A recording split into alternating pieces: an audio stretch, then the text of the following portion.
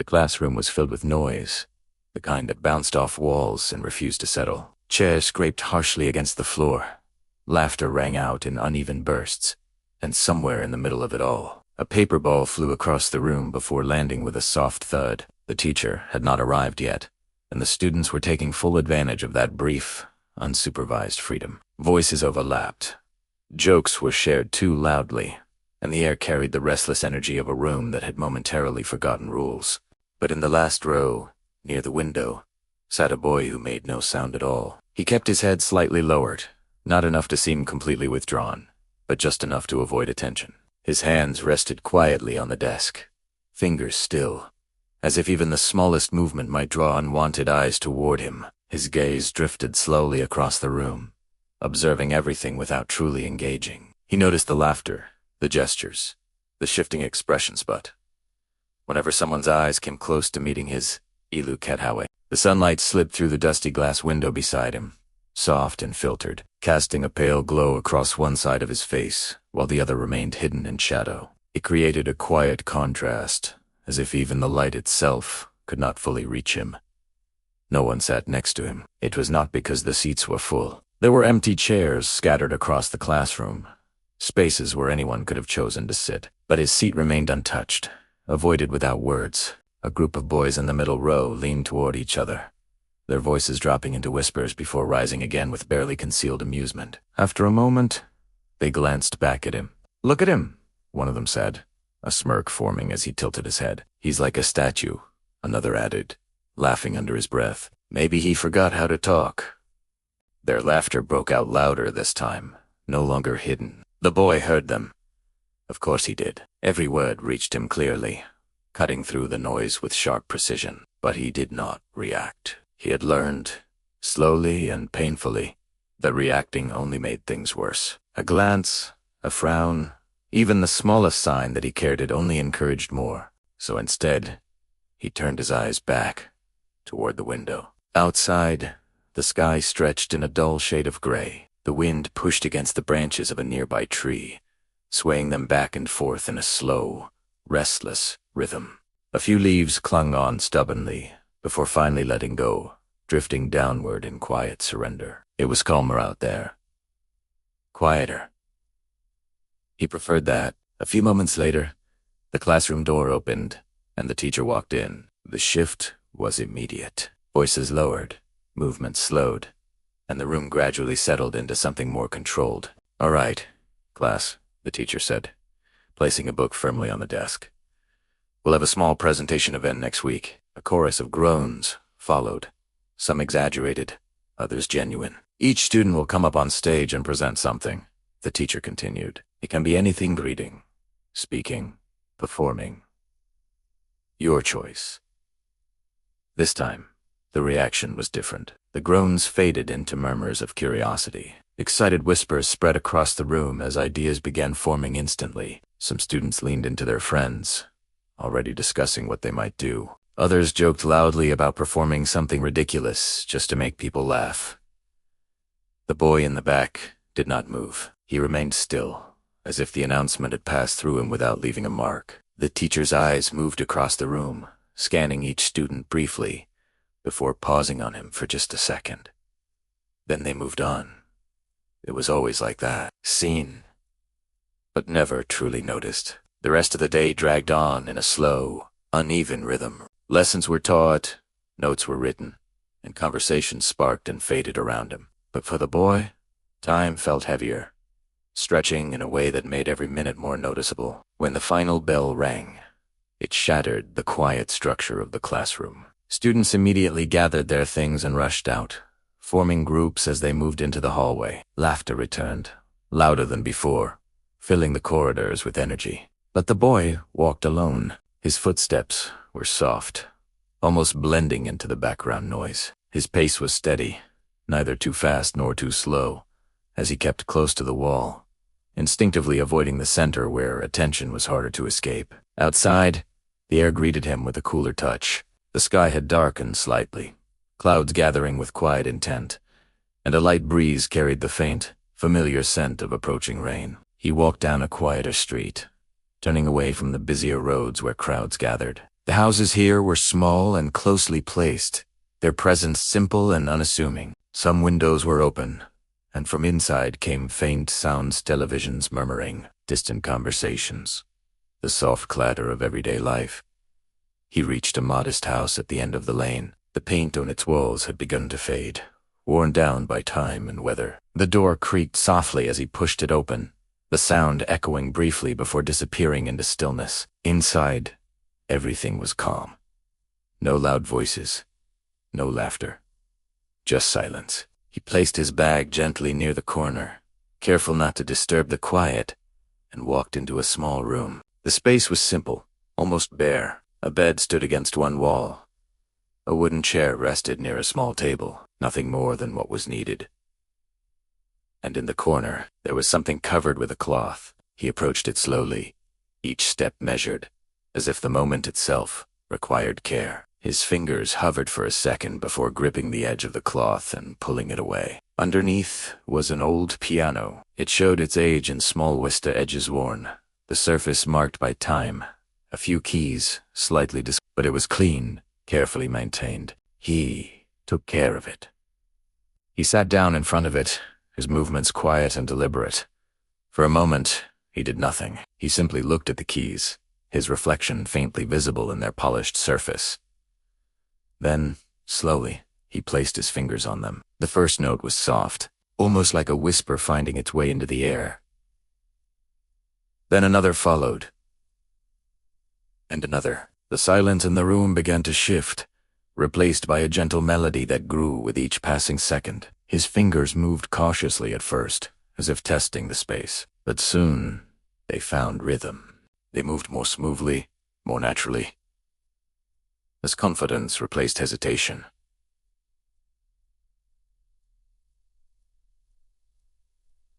The sound deepened. It became fuller, alive. This was a different version of him. The quiet boy from the classroom was not the same boy sitting at the piano. Here, he was not invisible. Here, he did not need to hide. Here, he had a voice, and it was beautiful. Outside, the first drops of rain began to fall, tapping lightly against the window. The sound blended with the music, creating a quiet harmony between the world inside and the one beyond. Time slipped past, unnoticed. Each note carried something within it, loneliness shaped into melody, hope woven into rhythm, pain softened by sound, and emotions too complex for words. His eyes remained focused, his posture straightened, his movements grew certain. It felt as though this was the only place where he truly existed, the only place where he was fully seen, but no one else knew. At school, nothing changed. He was still the quiet boy. The one people laughed at. The one no one chose. The one no one believed in. The days passed in repetition. Mockery in the classroom. Silence at home. Music in the small room. And with each passing day, the presentation grew closer. Excitement filled the class. Students practiced their acts in groups, sharing ideas, refining jokes, rehearsing lines. Laughter came easily to them. But no one asked him what he would do. No one expected an answer. One afternoon, as voices rose in discussion, a student turned around and looked at him again. "Hey!" he called out, loud enough for others to hear. "Are you even going to do anything?" The room quieted, hoofs slightly. Attention shifted. All eyes moved toward the back. The boy lifted his gaze slowly. For a brief moment, everything seemed to pause. Then someone laughed. He'll probably just stand there and say nothing. The laughter returned, spreading quickly. Near the board, the teacher said nothing, just a brief glance in his direction, and then silenced again. The boy lowered his eyes, but this time something felt different. The words did not pass. Assiste stagiaire, lingering longer than before. That evening, the rain came again. Heavier this time, the sky darkened, and the wind pressed harder against the walls. Inside the small room, the piano waited. He sat down in front of it once more, but this time his hands remained still. His eyes stayed fixed on the keys, his reflection faint but present. For the first time, doubt appeared. The laughter echoed in his mind, clearer than before. The voices. There. Looks. The silence from the teacher. His fingers trembled slightly, caught between hesitation and something else. Then, slowly, he pressed a key. The sound was soft, but it held. Then another, and another. The music returned. But it was not the same. This time, it carried something more. Not just sadness, not just loneliness, but strength. Quiet, steady strength. A decision forming beneath the surface. A feeling that had been growing, unnoticed, now rising into something real. The melody filled the room once again, stronger with each note. Outside, the storm continued to build, wind and rain colliding in restless motion, and somewhere deep inside him, something was changing too. The morning of the presentation arrived quietly. The sky was clear after the night's storm. Sunlight spread softly across the school building, warming the walls and shining through the tall classroom windows. Inside, the energy was very different. Students were excited. Some were nervous. Some were laughing louder than usual, trying to hide their fear. The classroom buzzed with voices again, but in the last row, near the window, the boy sat the same way as always, still, silent, watching. But something inside him had changed. His hands rested on his desk, but they were not as tense as before. His breathing was slow. His eyes, though calm, held a quiet focus. Today was different. He knew it. The teacher walked in, holding a list. "All right," the teacher said, adjusting their glasses. "We'll begin the presentations now." One by one, students went up. A boy told jokes. The class laughed loudly. A girl read a short story so Melissanet. Some didn't. Another student performed a small dance. A few claps followed. Time passed slowly. Each performance filled the room for a moment, and then faded. The boy in the last row watched every single one, not with judgment, but with quiet attention. His turn came closer. His name was near the end. His heart began to beat faster. He looked toward the window for a second. The sunlight felt warm on his face. Then next, the teacher called. There was a pause. The boy slowly stood up. For a moment, the room went quieter than before. Some students turned. Some whispered. Some smirked. "Oh, this should be interesting," someone muttered under their breath. He walked toward the front of the classroom. Each step felt heavy. The floor seemed louder beneath his shoes. His hands felt slightly cold. When he reached the front, he stopped. He did not look at anyone. He just stood there. The silence stretched. A few students began to laugh softly. "Say something," one voice said, "or just stand there like always," another joked. The teacher waited, arms crossed, unsure. Then the boy moved. Not toward the center of the room, but toward the corner. There, against the wall, stood something that most students had not even noticed before. An old piano. It had been in the classroom for years, rarely used, often ignored. Just like him, a few students stopped whispering. Confusion spread. "What is he doing?" someone asked. The boy reached the piano. His fingers hovered over the keys for a moment. The room grew quieter. Even the laughter faded slightly. He sat down slowly, his back straight, his hands ready, but still, he did not play. For a few seconds, nothing happened. The silence became heavy. Then he pressed the first key. A soft sound filled the room. So soft that some students leaned forward to hear it. Then another note followed. And another. The melody began slowly. Gentle, careful, almost fragile. A few students exchanged looks. They did not expect this. The boy kept his eyes on the keys. His fingers moved steadily. The music grew stronger. More confident, the notes began to connect, forming something deeper. Something real. The room became completely silent. No whispers. No laughter. Only music. The same boy who could barely speak in class was now speaking in a way no one could ignore. His fingers moved faster, smoother. The melody rose and fell like a story. It carried sadness, loneliness, but also hope and strength. Each note felt alive. Each sound reached deeper into the room. The students who once laughed now sat still. One girl slowly lowered her head, listening closely. A boy in the middle row leaned forward. His smile gone. Even the teacher's expression changed. From doubt to surprise, the music continued. It grew louder now, not in noise, but in emotion. It filled every corner of the classroom. The sunlight through the window touched the piano, lighting the keys as his fingers moved across them. Outside, the trees swayed gently in the wind. Inside, time seemed to stop. The boy was no longer just a quiet student. He was something else. Someone else. Someone they had never truly seen before. The final part of the melody began. It was softer again. Slower. More emotional. Like a whisper after a storm.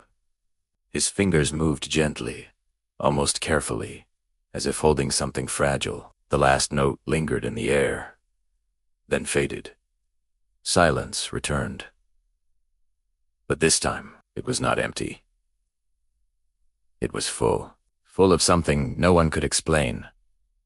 For a few seconds, no one moved. No one spoke. Then a single clap. It came from the back. Then another. And another. Suddenly, the entire room filled with applause. Loud. Real.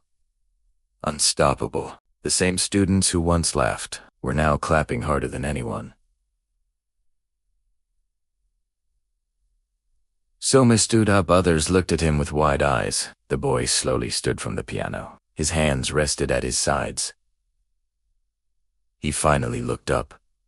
For the first time, he met their eyes, and this time no one looked away. There was no laughter, no mockery. Only respect. The teacher stepped forward, clearly moved. That was... They paused, searching for words. Beautiful. The boy said nothing, but he did not need to. He had already said everything. He walked back to his seat, but it felt different now. The same path, the same classroom, but not the same feeling. As I sat down, something had changed, not just in the room, but inside him. For the first time, he did not feel invisible. The whispers returned, but they were different now. That was him. I didn't know he could do that. He's actually amazing. The boy looked toward the window again. The sunlight felt warmer. The world outside looked the same. But inside, everything had shifted. He was still quiet, still calm, still himself. But now, he knew something he didn't know before. He did not need to be loud to be heard. He just needed the right moment and the courage to take it. Days passed. Things did not change overnight. Not completely. But something small, something important, stayed.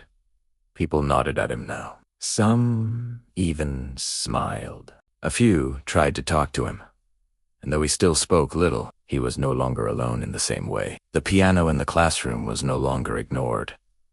And neither was he. But the biggest change was something no one else could see. Every evening, in his small room, he still sat at the piano, the same keys, the same space.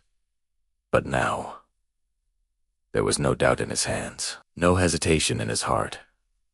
Only music, only truth, and a quiet understanding that even the softest voice can echo the loudest if given the chance. And sometimes, all it takes is one moment, one step, one performance to change everything. If this story touched your heart, don't forget to like, because somewhere, someone quiet might still be waiting for their moment to be seen.